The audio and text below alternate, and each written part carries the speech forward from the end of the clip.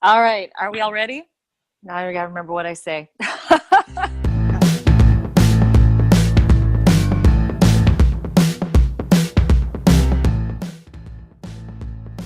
Hi, this is Wendy Berry. Welcome to HR Wonder Women with Wendy and Ann, and enjoy the show tonight. Welcome to HR Wonder Women, episode 6. Ann Tompkinson and Wendy are talking with Wendy Berry. It is the Wendy Squared episode, and I'm so excited to welcome Wendy to the show tonight. So we hope you've listened to the episode where Ann and I discuss this new focus we're going to put on the show. There's been a running theme of stories and how stories are so important. We've heard it in every episode. And so we want to start focusing on the stories of women in HR who are traditionally underrepresented. What are their struggles in the workplace, and what are their suggestions for how HR can build equity and affect change? So want to give you a heads up that we're going to ask some questions that might seem rude, because a lot of us grew up in a time when we were taught you had to be colorblind and you weren't supposed to ask these types of questions. And of course, we are in HR where we need to treat everyone, quote, equally, regardless. But equal isn't the same as equitable, and we need to have these conversations put in the open and stop being uncomfortable with these topics. We need to work to provide for everyone's needs, everyone's work-life balance, regardless of that, what they need or want, and have a safe place for everyone to work. So one of the things we're going to start doing is asking our guests to self-identify so that we can talk with them how they prefer to be referred to, the pronouns that they prefer, just to help keep the conversation a lot more comfortable. So I'm Wendy. I identify as female, and my pronouns are she and her.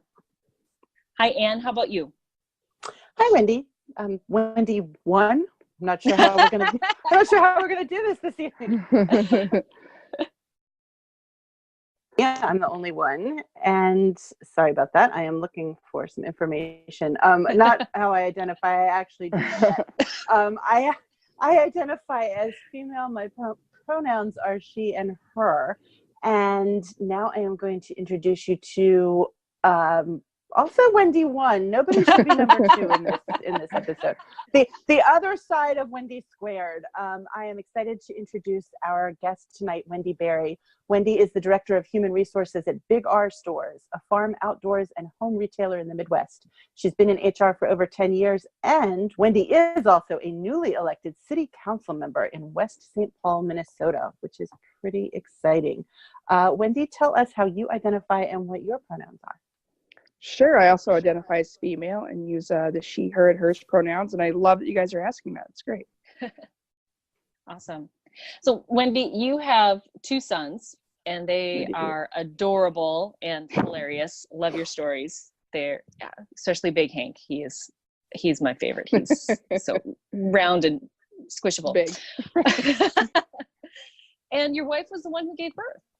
So let's talk about FMLA, especially as a woman who is LGBT, getting parental leave when you're not the birth parent. Yeah, those guys are adorable and hilarious and all those other things that you don't write about on social media.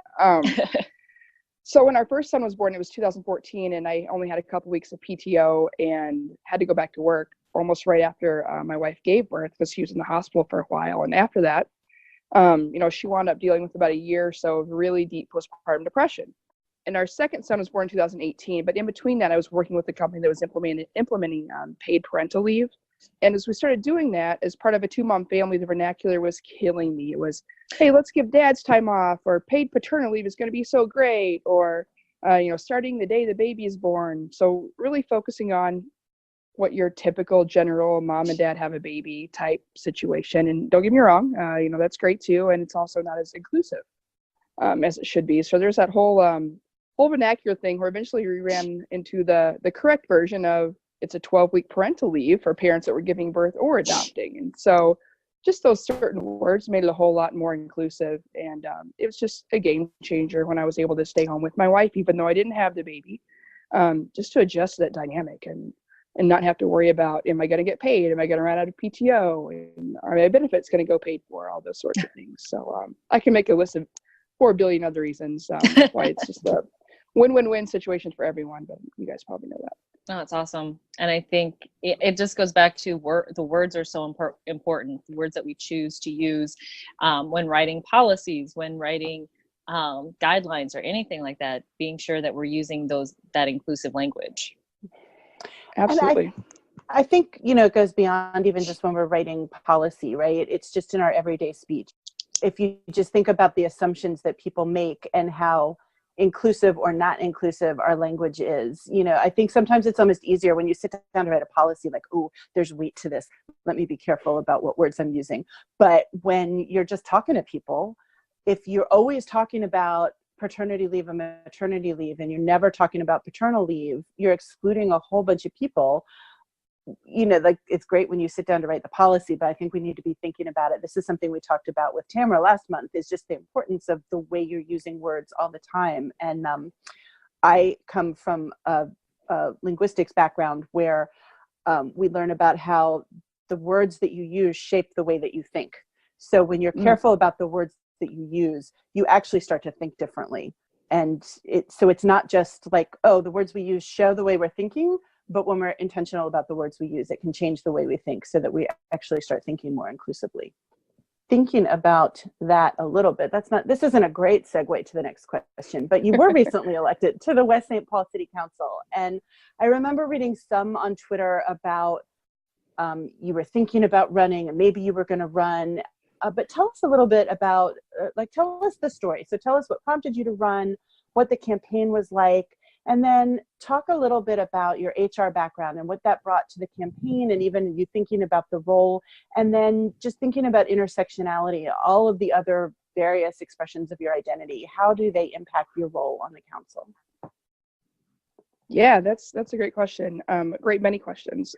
The reason that it was about a year ago, I guess, probably this time last year when I started thinking about it. Our city council has historically been male. There have been only 5 women that have served on city council in 128 years, and I'm pretty sure we've had more mayors named Dave than we have women on our city council. Which, I mean, I know Dave is a popular name, but it just kind of goes into, that's how infrequent it is.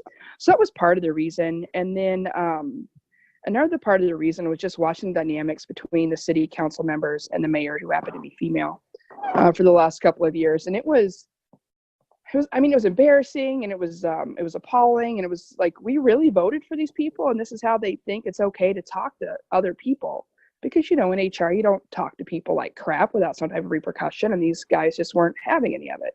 And so I was like, you know what, I'm gonna throw my hat in the ring. And I had no idea what would happen, but I had actually talked to the mayor for a few hours before I actually filed, and I said, asked a lot of questions, that sort of thing. And she goes, what happens if you don't win? And I was like, I don't really care. I mean, it's not going to change who I am as an individual. And I think it would still have been good, because people still could have seen, hey, I can run for city council too. So I was like, if I lose, it's cool. But then I filed, and then I started talking to people, and I was like, no, I can't lose this. But it was good. And so when I filed, there was a lot of, still a lot of that continued sexism going on. And I can talk about this a lot. And, a lot of females that were supporting my campaign and had been outspoken about the type of sexism people were experiencing from some of these city council members. They were finding, screws in our tires, and it was pretty insane. And that's not really the right word. It was pretty, a little scary and a little uncomfortable and a little really weird. And so there was a lot of that going on. And our town is about 20,000 people, and we were like in Teen Vogue and in NPR and all these local news outlets and everything like that. And that's not one of the things you really want your city to be known for, but we were, and that's fine. And so the election came out, and there was a primary, and I beat a guy that's been the mayor in the past and on city council a couple times, and it was a really good feeling. And so I ended up being the 6th female that had been elected to our city council. And from what I've told, I'm also the first out LGBT person to serve on the council as well. So that's pretty exciting. I've only been sworn in for a couple of weeks, and I've already interviewed candidates for an open council seat, tore apart a code of conduct policy that a lot of people really hated, and kind of added some things back. And it was really easy to just relate with people on the campaign trail, wherever it was. There were a lot of people, asked what I did, and I told them, and I had to explain to them that HR wasn't always bad, and that was a lot of conversation. But it was good. I'm thinking hopefully the people of West St. Paul think a little bit better about HR people, and it's just that relating with different people and understanding that everyone comes from a different spot, and that sort of thing that I think could cross over, kind of a good mix between the two. That's good. Yeah, I'm just curious, and I know this wasn't in the questions, but how has your employer been with you becoming a city council member? So I'm on my third employer since I filed.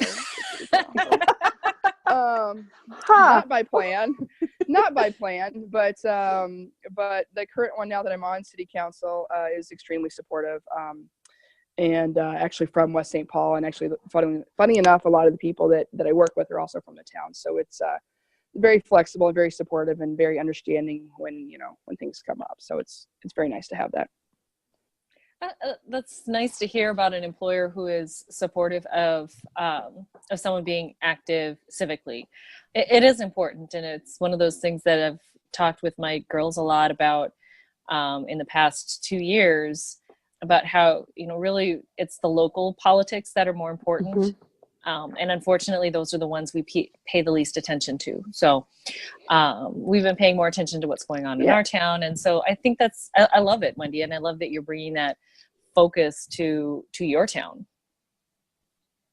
It's the same, I think a lot of people, anytime a national political situation hurts them in any way, they feel resigned and they feel like they can't do anything. And I was in that camp too. But I think when you see there are things that are going on at your local level, I mean, who does watch the city council meetings on public broadcast? Not a lot of people. No. But when you do and you see it happening, you're like, that's ridiculous. People shouldn't talk to each other that way. Or I'm super passionate about this, sidewalks in our city. And those are things that you can fix at your level. And it starts there. So I'm excited for the next 4 years to see what happens. And I use that word a lot when talking about it. And I'm sure people are saying like, okay, Jesse Spano, we get it. You're so excited. But I'm just kind of excited to see what happens and what we can do and that sort of thing. So I think it'll be a good time.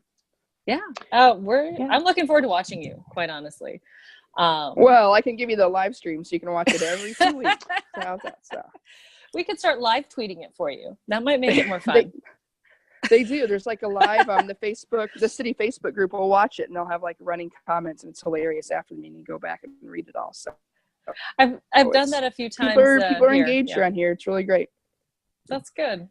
I've seen that locally here too, so it's kind of fun. It is.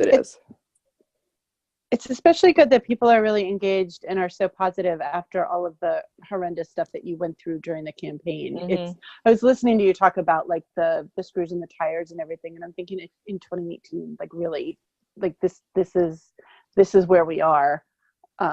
Because a woman is running for city council. Like it is horrifying and sadly less shocking than it should be. Yeah. It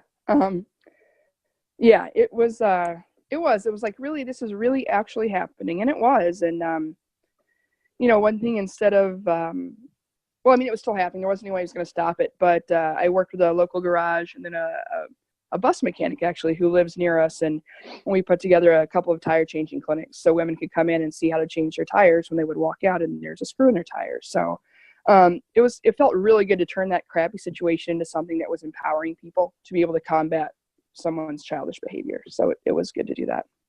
Yeah, I love it. That was such a great story.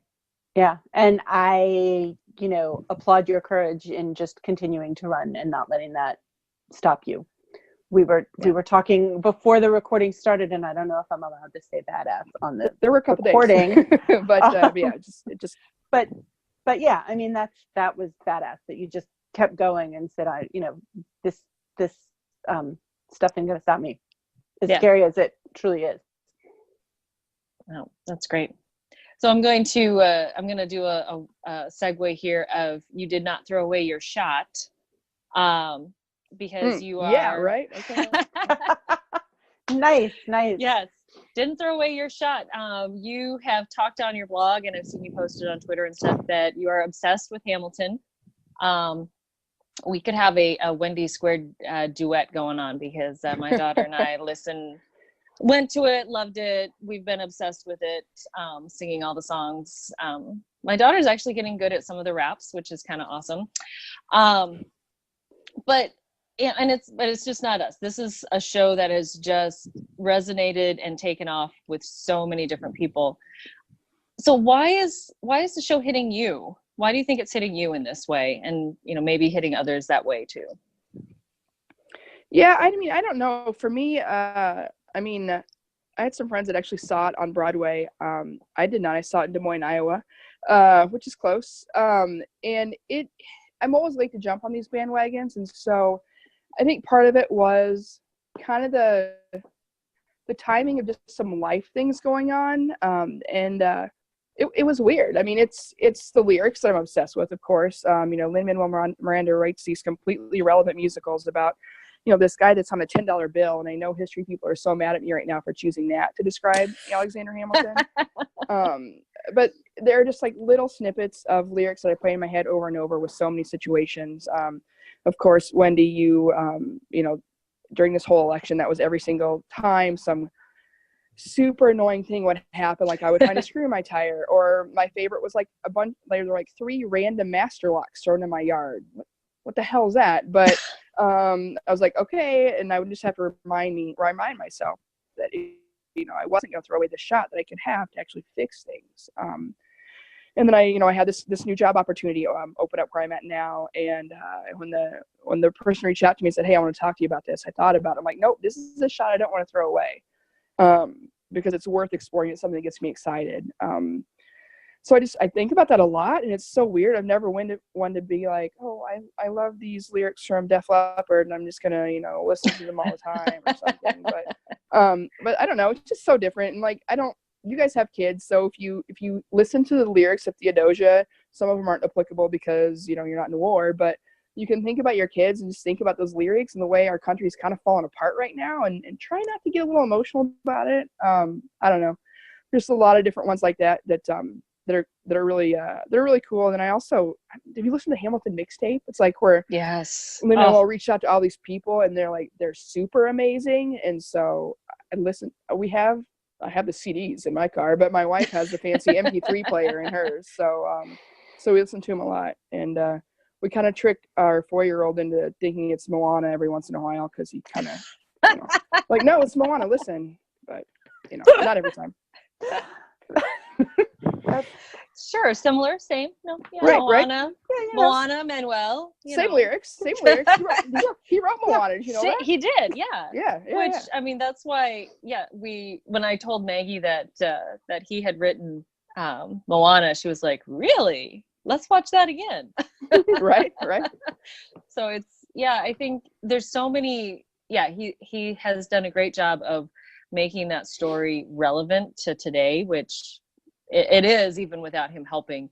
But like you said, there's so many times that lyrics start going through your head, and it's so fitting for that very moment. He's got something for everything. And like right before Vacation, the whole story of the whole song where Eliza's singing to him to run away with us for the summer. It's like, yeah, vacation time, let's go, or somebody's gonna get cheated on.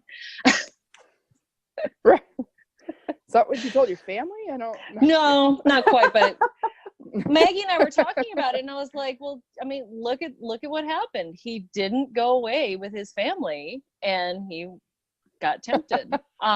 So she was just kind of like, whoa, Mom, that's kind of deep. And I was like, oh, it's kind of life. But no, and I sometimes I think about the shootout scene. I'm like, who would be my second? Right. Who's gonna go with me to my duel? Right. You gotta know these things, right? Like, how do you identify who are your closest friends? Like, who would be there? Yeah. Yeah. All right. Again, I have no good segue from this. Cool. So the reason that Wendy and I are doing this podcast is because we want to amplify the voices of women in HR who are otherwise in other underrepresented groups. So we want people to be able to tell their stories. We know that narrative storytelling is what builds empathy. And so the idea is we don't want this to be just another HR where we just talk HR the whole time. And yet it is still an HR podcast. And so we don't want to ignore our role in human resources. And so you've talked a little bit, you talked about parental leave versus maternity or paternity leave and that kind of thing. So talk to us just a little bit from your own story. And I will, also say that we don't want to put weight on any of our guests. So like, you are not speaking on behalf of LGBT women everywhere, right? You are speaking on behalf of you, Wendy Berry. But tell us how you could see HR supporting you, how HR could support our LGBT colleagues, and then also how we can be supporting our LGBT employees in better ways than maybe we're doing right now.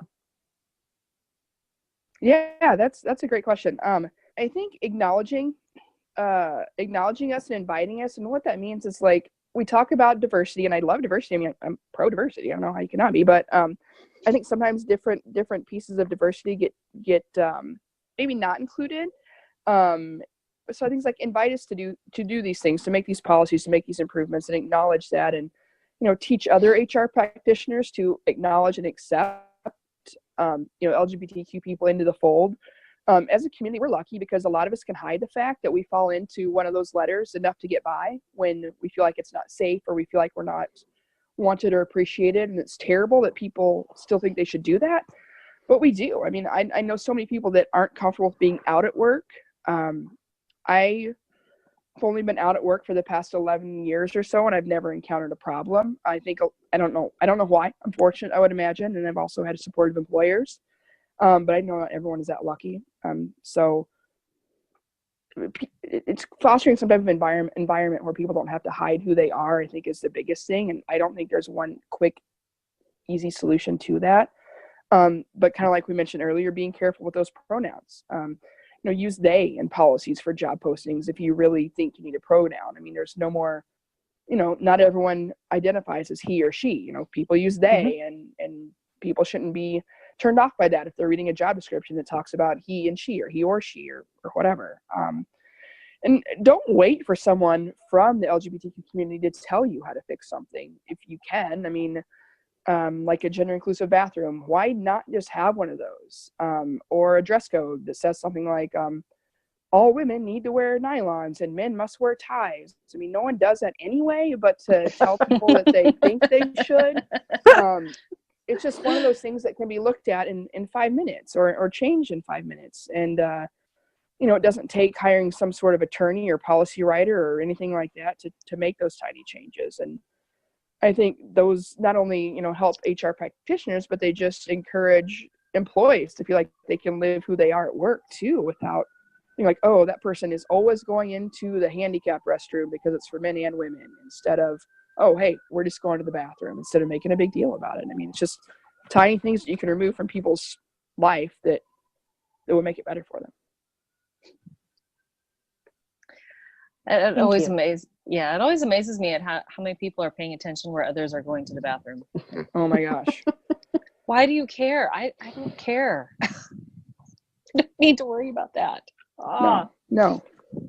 Worry about important things. So, well, Wendy, it is now time for everyone's favorite part of the HR Social Hour podcast, and that is the question connection. Yeah. So here on the HR Wonder Women, we have our own special female twist to it. But our first question always is about networking, because that's why we're here. We do this to help people get to know other HR professionals throughout the world. And so we want to know, how has networking helped you in your career, and what's been really effective for you? Yeah, I mean, it wasn't until I really started digging in deep on HR and in social media that I finally felt like I found HR folks that are in it for the people side of things and not just the policy side of things. I feel like it only barely scratched the surface of that locally, and part of that's on me for not getting super involved in our local chapters, but anytime I did, I was like, wow, all these people look and act the same, and I'm not interested.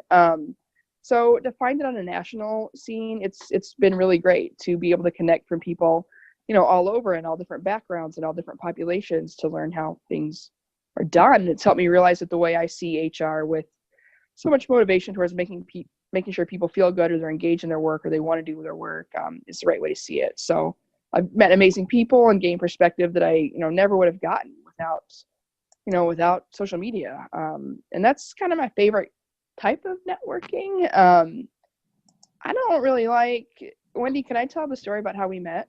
Yes. Yeah. And so had I not met Wendy before this via Twitter, it would have been even weirder. We were in a bathroom washing our hands, so it was totally hygienic. At Disrupt, the first Disrupt thing in Minneapolis, and Wendy was at this thing, and she said Wendy, and I was like Wendy, and it was really weird, but it was cool. But I mean, that's kind of how I feel like real, like in-person networking is. It's super awkward, and you feel like you have to talk to people when you're washing your hands in the bathroom. So I'm not a super fan of that. And so I love that social media kind of makes those connections before you run into strangers in a public restroom. That is like the tagline for social media. Right? It really right? is. It really is. Make connections before you run into strangers in a public restroom. I love it. I love it. So when you tell us some women that you read or follow for professional insights. Yeah, so many. I read this question when you sent it out, and I was like, oh, man, it's like an Oscar speech where you don't want to leave anyone's name out. Right. But I follow a lot of people, and I gain so much insight from just who they are and how they do things. I really, really love Lori Rudiman. She's like my favorite, and I met her 2 years ago at SHRM, and she came up and talked to me. I was like, oh my God, you know who I am. And it was like the coolest thing ever. And I tried to be super chill about it. But I also, really love Jennifer McClure. I really love Kat Cole. I've watched her speak a couple times. And anytime she even likes something on LinkedIn, I'm like, oh my God, I have to read this. I'm sure it's great.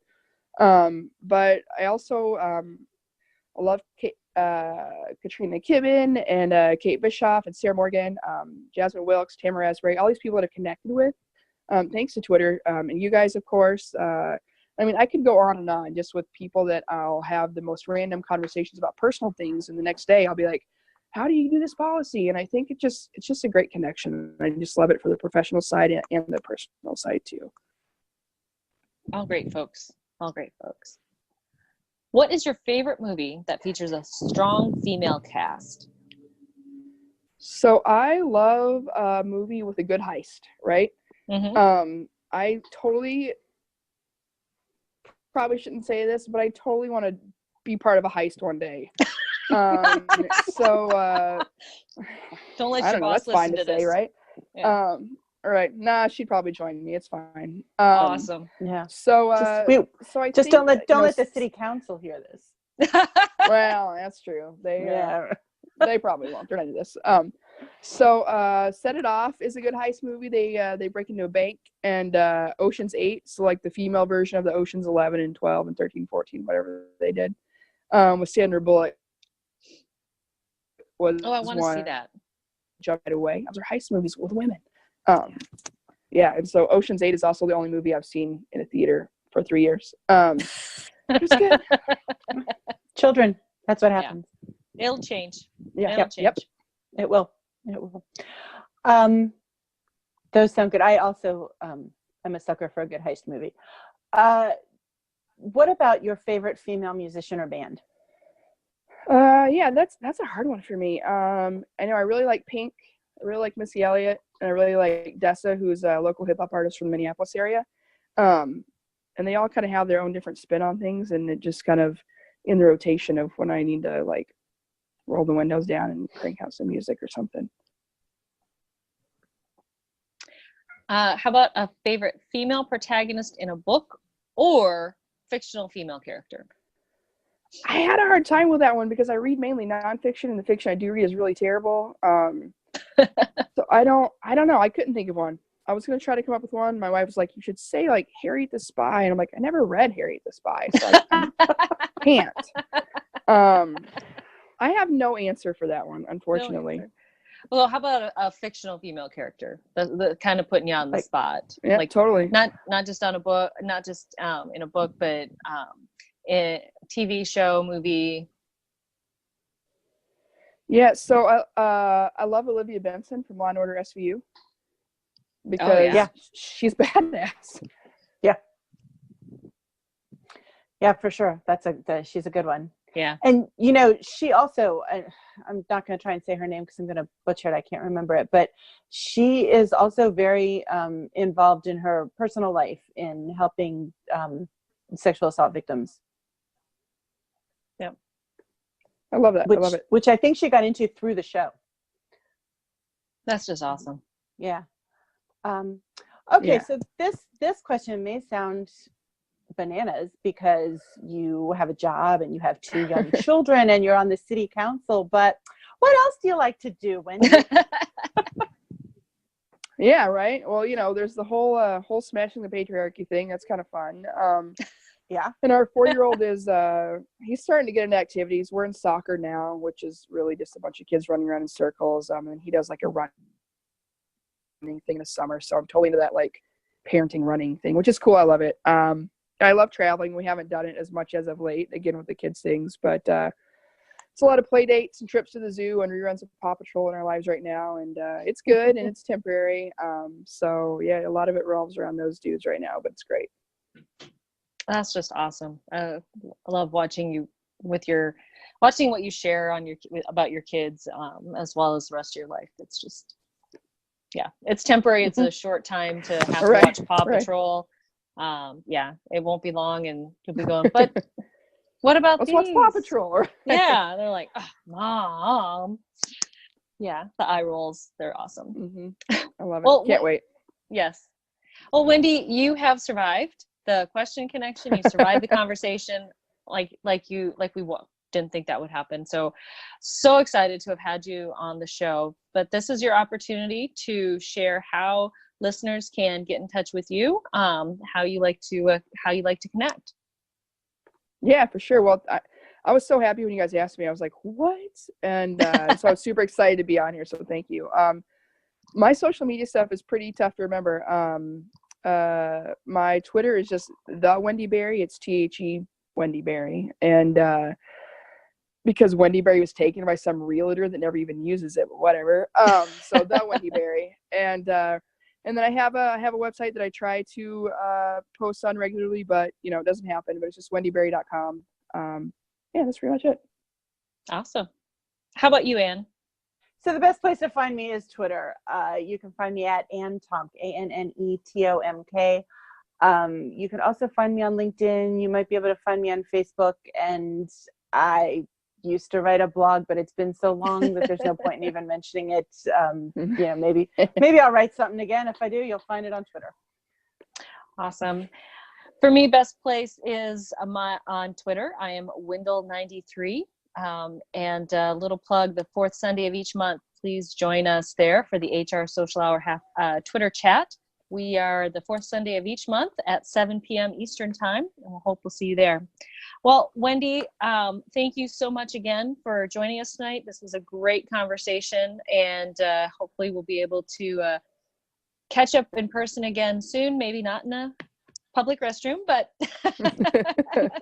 get some good drinks again. So on behalf, so thank you guys. Thank you, Ann, again for joining me. And for HR Wonder Women and the HR Social Hour, this is Wendy, and I hope you all have a great evening. We'll see you soon. Bye-bye.